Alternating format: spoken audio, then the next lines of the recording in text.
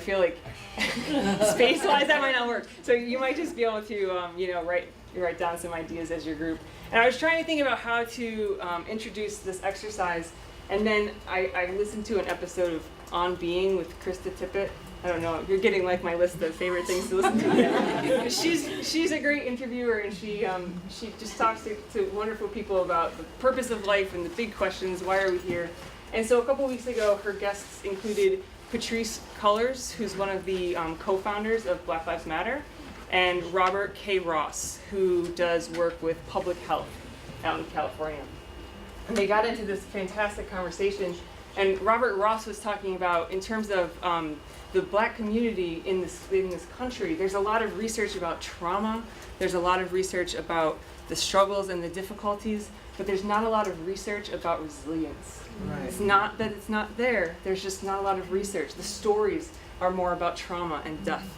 And so Patrisse, in talking about Black Lives Matter, she was saying, well, how do we show up as our best selves and as our full selves, when we don't have the full story? And I just want to, this is not a direct quote from her, but she basically said, we've only centered Black death. We've forgotten how to imagine Black life. Our imagination has only allowed for us to understand Black people as a dying people. Let's imagine something different. Wow. So again, this comes back to the stories that we tell ourselves or are told to us and how real that they can become. So I just wanted to take a few minutes here and think about the LGBT community, because we can list a whole bunch of challenges, right? Discrimination.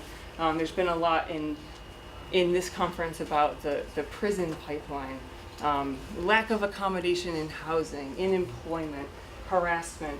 It's not safe to be who we are. Like the challenges in suicide and youth homelessness. The challenges go on and on and on. And I think oftentimes that's the only story, or one of the only stories that gets told about the LGBT community. So for like 5 minutes or so, 5 or 10 minutes, I just want you to talk in small groups about the benefits of being LGBT, the gifts, the joys, the beauty of being LGBT. So if you could just break into groups, I'll give you a 2-minute warning, and then we'll share that feedback. So go for it. And I know that there won't be time to get to everybody, but does anyone want to volunteer some things that came up in your group? I volunteered him. He was fabulous. I was so interested. Go ahead. I can share if you want. Yeah. I said one thing that I identify as gay, and one thing that's really cool I think about being gay is that there's not all the socialized rules in dating about the man buys this and the man asks out on the date. So because there's not all these rules in place, you really get an open space to be creative and create the relationship that you want and divide control equally. And it's really cool and exciting to sort of make your own rules. Yeah, absolutely. That's fantastic. Isn't it terrific? Yeah. So all right, who else would like to share? Yeah. Okay, so for our group, what we noticed is like kind of a common theme for a lot of us about being open-minded, being lifelong learners, and being progressive just because of the fact that we come from marginalized positions in society. And so that's led us to be more empathetic as well as sympathetic towards others who may not share our common experiences, but we can empathize and say, hey, I've been through something similar. As well as another theme, which was that as for a lot of us in our group, marginalized individuals within a marginalized community, sexuality as well as in ethnically and racially, is that we've noticed that we've sometimes experienced double discrimination or multiple forms of discrimination based on our various components of our identity. So we've learned to be sympathetic and more passionate towards others like us, or even who are not like us, but who are, I guess, I don't want to say victims, but people who are systematically facing double, triple, multiple oppression. Very good. Whoa. Sorry, I forgot that. Yeah, you guys are good? Okay. If anyone, this is, these folks are taping for CLE credits. It's for lawyers, continuing education. The camera has mostly focused this way. It's not going to be widely distributed or anything like that. If anyone's uncomfortable at all, they will not span to the audience. All right, so just let me know. You can just sort of give me a little sign before the next question, and we'll keep it up no front. pressure at all if anyone doesn't want to be on camera. Does It's anyone not feel? going on social media Yeah, or okay. anything like that. It's No. where lawyers get to see Yeah. it. Oh, that's a good thing. All right, so other I promise you want lawyers to know more about this. other reports from other groups? Yeah. One of our emerging things was the overall safety of our community as an invisible and a visible community. And let's see, what else was it? Oh, and we were talking about the progress over time, especially how you and I are a little bit older than the other two in our group, and how it's so great to see young people going through finding their authentic self so much earlier than we did it ourselves. But the whole process is the same. That's all. Thank you. Other folks? Yeah, a couple of you in the back. Yeah, kind of to piggyback what we were saying, like basically that authenticity, you know, we're talking about kind of awareness, both sides of that, self-awareness for just being able to kind of know who you are, you know, already. It gives like a confidence, and it's, you know, it's just, you know, more open-mindedness, like someone else was saying as well. And then the other side of the awareness, talking about, you know, how just being aware when you're talking to other people and being careful with your language and it's almost like it makes, you know, you more respectful and kind of just more aware of other people as well. So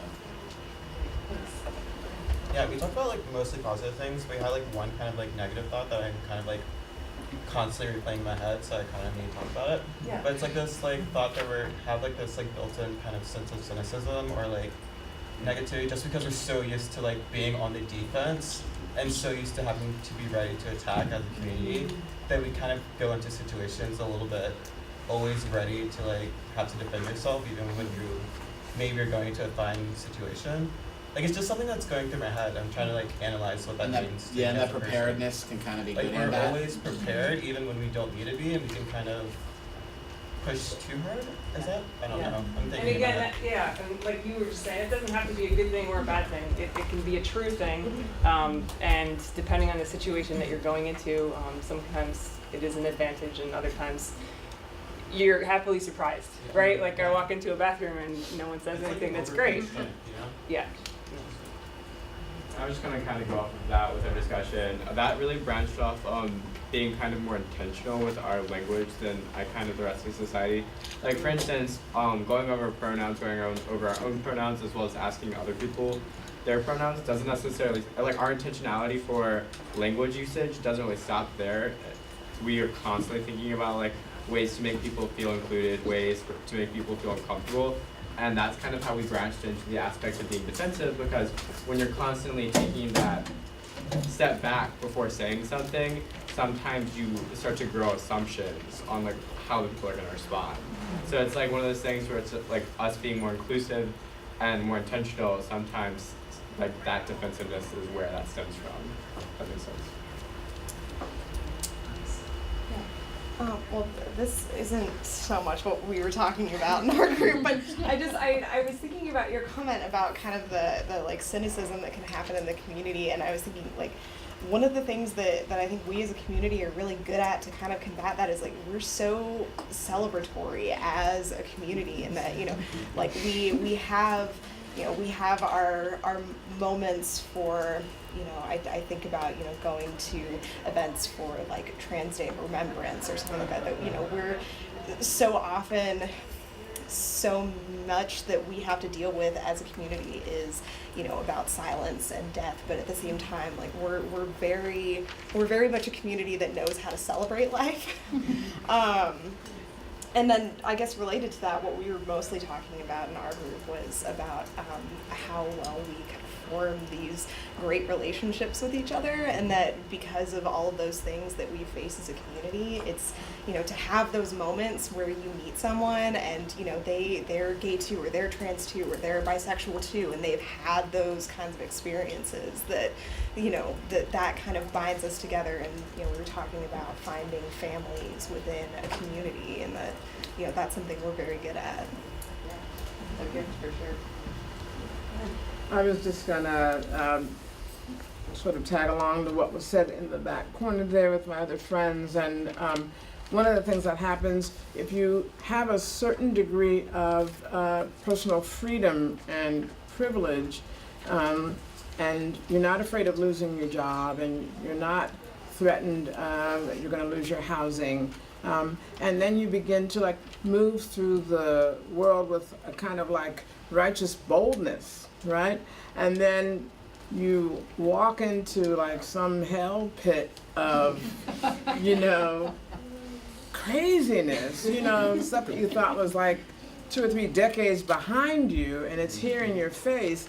You know, it can be so staggering because you get to a place of almost this like naivete about what's still happening in other pockets, and you hit it and you're blasted right out of the water. And so it's the opposite of being on the defensive, and it's the opposite of being, you know, having that more cynical edge.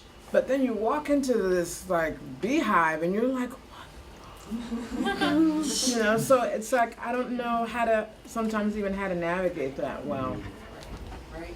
But the celebration, that's one way to navigate it very well, and to celebrate our family of choice. Yeah, and to have such a strong community. I think that that's one of the beautiful things about the LGBT. Yeah. Now, I live in a home. It's called Beloved Community. And we don't discriminate in any kind of way. I've been there for almost a year now, and no matter who walks through our door, we open it to them, such as the homeless, the sick, whatever. And from my experience, it doesn't matter who you are, where you come from. If you need help, I'm willing to answer that question for you. I'm willing to do what I can to find out what makes it right for you. And as I sit here listening to the conversation in the room, I'm tone deaf. You know, a minute ago when everybody had this big conversation. So I'm just sitting here listening, and I can't hear a single voice because I hear them all. Okay? So I'm sitting here discussing with myself the reason for sitting here today, and it's more or less to take this information home with me so I can spread even more. But as we all sit here trying to say, you know, let's do better, you know, I feel, and I know this is wrong, but I feel that in this conversation, I may be the only one in here that's promoting that, truly promoting that every day, because I reach out to others, you know, every day, and no matter where you come from, where you're going to go to, or how bad your situation is, I don't discriminate, you know. And I think that we all come at that. We can all come at that in different ways in our own personal lives and our professional lives. So thank you. That was wonderful. It's beautiful to hear all of the feedback. I just want to talk a little bit more about identity here before we wrap it up. This is my Uncle David. He was actually one of the only out gay people I knew when I came out. And this was, you know, late 90s, and he said, you know, your whole life is going to be gay for the next 3 months. Like, that's all you're going to think about. That's going to be your whole story. And then it's just going to become a part of who you are. And he was totally right. There was like rainbows everywhere. If you go back to the Tetris effect, it was basically a rainbow Tetris 24 hours a day. But I bring this up because I think that, you know, identity, as we've seen, can be a real source of strength for our community, right? But there's a little bit of a danger here as well. So I just want to do a little bit of theory here. The cast identity model, this is a model for gay and lesbian development. It's older. This is sort of a foundational model. There's many newer models out now for gender identity development, sexual identity development, but this one always stuck with me because of this phase right here, identity pride. So we get through being a little confused, and then we sort of start to accept ourselves, and then we run into this identity pride stage where it's rainbows, right? And so we find a lot of support in the queer community. all we read is books and articles by gay or trans authors. Like all of our friends are queer, and we just sort of go to this, the identity piece is very important to us. And there's a couple of things that can happen. So first of all, once you stick a label on something, or yourself, you start to put yourself in a box, right? So I am gay, which means I can't be fill in the blank. Or, I am gay, so I have to be fill in the blank. So that's one thing that can happen. And the other thing that can happen, I think, is that we start to divide the world into us and them, right? So there's us, there's the good people, the queer people, and then there's everybody else, all those straight people and cisgender people like out there, right? So, and that goes right back to the binary type of thinking that we were talking about at the very beginning, us and them. So just a cautionary tale with that. And I want to play one more clip. Again, it's TED Radio Hour. I told you I was a little obsessed with that. But it's from author Elif Shafak. And she talks about identity. And I think she has really some great things to say.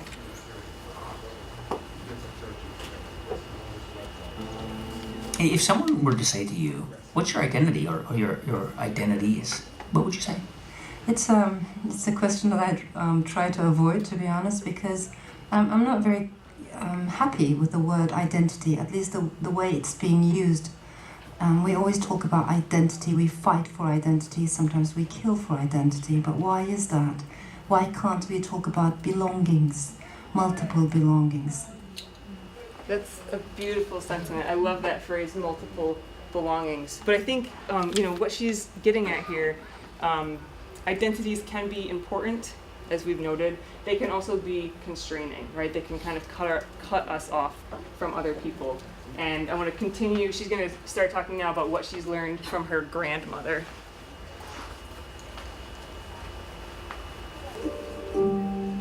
From her I learned, amongst many other things, one very precious lesson, that if you want to destroy something in this life, be it an acne, a blemish, or the human soul, all you need to do is to surround it with thick walls. It will dry up inside.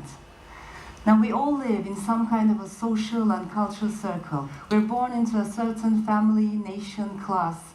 But if we have no connection whatsoever with the worlds beyond the one we take for granted, then we too run the risk of drying up inside.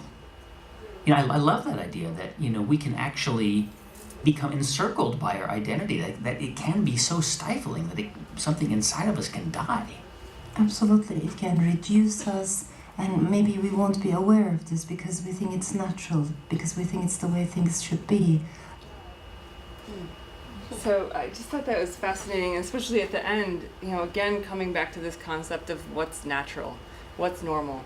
It may be normal for us to rely on one identity. It may be natural for us to rely on one story.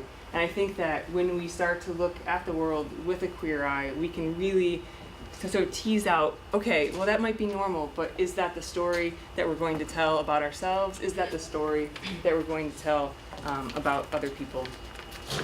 Yeah. Can you talk about that belongings? The belongings thing's got me thrown a little bit. I'm saying, is it belongings to your identity, your circle of people that surround you? Is it the worlds that you try and get into? Yeah, that's a great question. So the way that I take it, and then we can certainly open this up. I think what she's talking about there is, yes, I belong to my tribe, I belong to my people, I belong to my class, my state, my nation, but that's not my only sense of belonging, right? That I want to have multiple belongings. So I want to belong to various groups of people, not just this one group of people, not to be isolated. That's how I took it, but you do it when you're growing up and you're safe, and I'm going through my life and I'm trying to learn who I am. I'm with my trans family. I'm with all those trusted friends I know because I know they've gone through something and I want to be able to learn from them. But eventually I just want to grow into my women's world. I want to have friends in church and have things like that I do, and they're different worlds. Right. And you have to kind of be ready to jump into one or the other. Yeah. And I think, and it goes back to that sense of either or. It doesn't have to be one or the other. You don't have to just belong to the LGBT community. Yeah, you belong. You can find belonging in multiple spaces. But don't you think at our core safety is the issue and has been, and that we're emerging from true complete danger to less danger all the time? But just as the person over here pointed out, dangers is still an issue. It is. It does bind us. It is. It absolutely And is. we can't be naive about that. Right. And that's actually another point that I wanted to make after we did that exercise talking about the beautiful parts of being LGBT. That was not meant in any way to say, oh, if we just tell a happy story, you know, all of our problems are going to go away. Certainly, we face very real discrimination, very real danger, many of us in our personal lives. And I think it's this balance of trying to say, yes, and, you know, yes, life is dangerous, and it's also beautiful, and we have a community, and we have people who support us in our families, in, you know, in different countries, and just sort of growing that sense of multiple belongings. Yeah. Yeah, I'm working on, sorry, I was like on the ground. I'm working on a documentary web series called America in Transition. It's about transgender people of color and trans people in rural America. And like part of what I was excited about is that, you know, it's like I live in a city and I know all these people who are trans and, right? Trans and all of these other things. And I think a lot of times, like especially in the South, right, we're told like, oh, well, you have to go somewhere else to be who you are. Like you can't be part of this church, this whatever. You can't be Mexican and trans. We don't, that's a white thing, that's, right? So I think there are all these ways that we're told that like queerness is like this otherness and it's not part of our culture, whatever culture that is that someone else wants to define for us. And so I think that that's, when I'm thinking about stories, I'm thinking about like, how do we tell stories also of belonging? Like, how do we tell stories where people are reconciling these other parts of who we are that are beautiful and amazing and yeah, and not think of it as like, oh, there's only one way to be X or Y group of people, because I feel like that's something that I see missing in the media landscape. And I don't know, I guess I was curious if you think, how you think storytelling can be a tool for people to build a place of belonging for themselves. I think that storytelling has so much power. I think that the stories that we tell ourselves, when we own our own stories and then give voice to them, I think that that's one way that we can really kind of step out into mainstream America and to be able to tell our stories honestly and authentically and with our language, the language that we choose to use. Thank you for doing this documentary project. I think it's fantastic to really bring voice to people who don't always have a voice in the mainstream. One of the things that I see that I used to never see at any GLBT things were people of color. Most of the things when I was coming up in the early days were all white.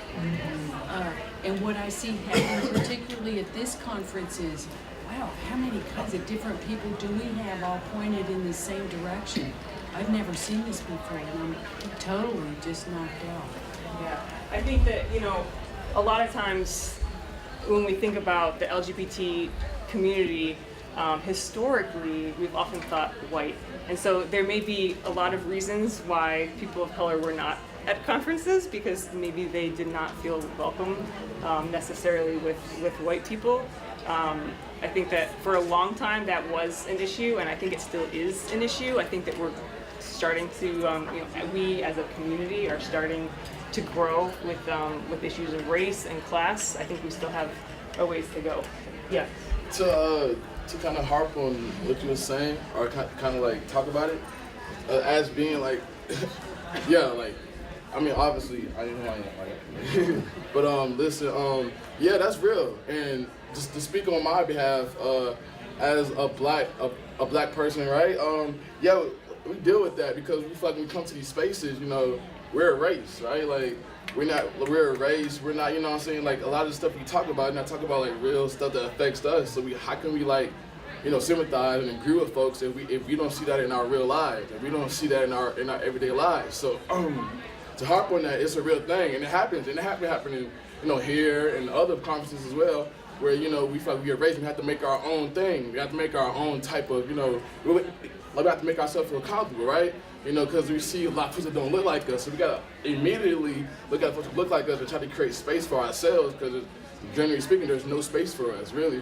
I mean, like in I would say like in Atlanta, like there's a lot of us, like a lot of black, queer, black, beautiful folks out there. That's our space. When we go outside, that we realize that there's not a lot of us out. There's not a lot of us out there, and it's sad because we feel erased all the time. Like that's our daily life struggle. So you know, we just try to also like just build space for ourselves, be stronger with ourselves, and then you know also be cordial with other folks. But also when we come here, we come to this space, we want to make sure everyone that is identified as POC is all right. That everyone is comfortable, everyone feels good, because coming to a space like this can be scary for folks. Yes. Seeing a whole bunch of like, you know, excuse my language, white folk. Yeah. I mean, it's real, like, see a whole bunch of white folks, like, and where I come from, and when we come from Atlanta, and all we see is like people that look like us. When we listen to people that look like us, of course we're gonna be like really just like finding folks that we're gonna flock to folks that look like us. So, yeah, that's a real thing, and it happens all the time. Yeah, it absolutely is, and there's still a lot of work to be done. But I think that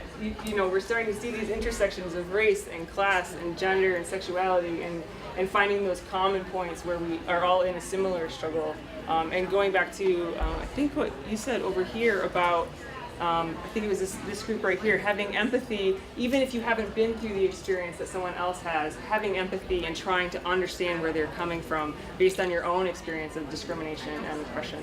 So, yeah. There was a very interesting dialogue that incorporated some of these conversations around fear and around safety yesterday at the immigrant and LGBT intersectionality, and it really is, it's palpable. That notion of am I safe, that notion of am I truly welcome, that notion of there's welcome and then there's welcome, you know, you're allowed, you know, there's tolerance.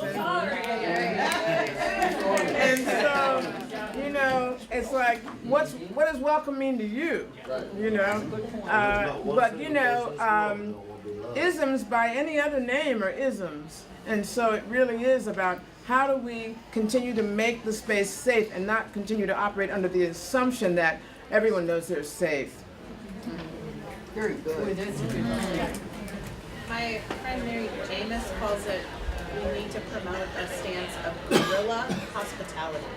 Guerrilla hospitality? So in the same way a guerrilla movement is insidious and popping out all over the place, that if we move to make guerrilla hospitality our mission,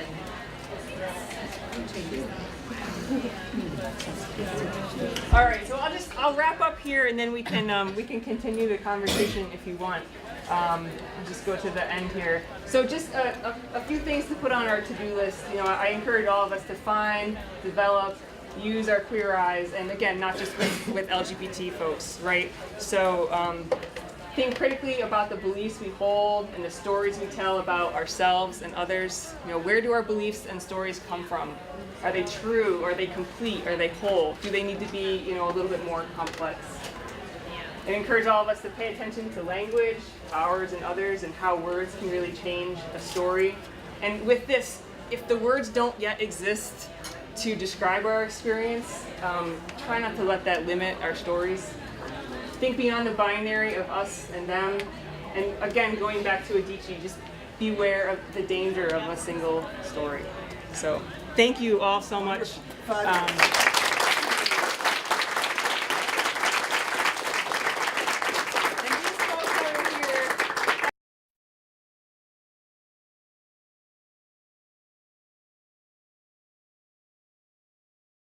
Well, thank you so much for joining us for this first workshop. My name is Sarah Hogg. I'm the Advocacy and Organizing Manager.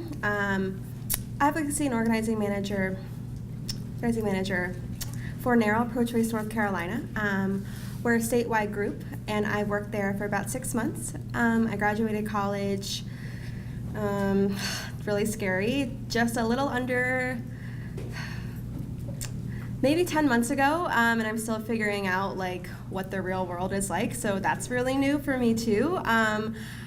So I moved to Raleigh 6 months ago, so North Carolina is also really new to me, so I am super, super happy to be here with you all. So I'm a queer feminist activist. I'm a sex blogger. I'm an educator. Really passionate about the intersection of what it means to be queer and be involved in this reproductive rights work. And I'm so happy to be here with you all, so thanks for coming. Hey y'all, I'm Jen. I organize at the University of North Carolina, Chapel Hill with Students United for Reproductive Justice. And then I also work with Benevolence Farm, which is a reentry employment and housing program located in Alamance County, North Carolina. And yeah, I'm here to help co-facilitate and share in this awesome, creative, and powerful space with all y'all. So thanks for being here. Great. Cool. So I wanted to start out the workshop just by settling in and talking about colonization and colonialism. And we put index cards, hopefully on every table. We didn't have a ton, but we just wanted to start the first 5 to 10 minutes self-reflecting internally on what each of our places are in colonization as a process that is ongoing. So if y'all wouldn't mind taking a few minutes to just write down some thoughts, feelings that you have, and I guess thinking about the question of what is my place in this process, of what does that look like for me as an individual, and what does that look like in this space today.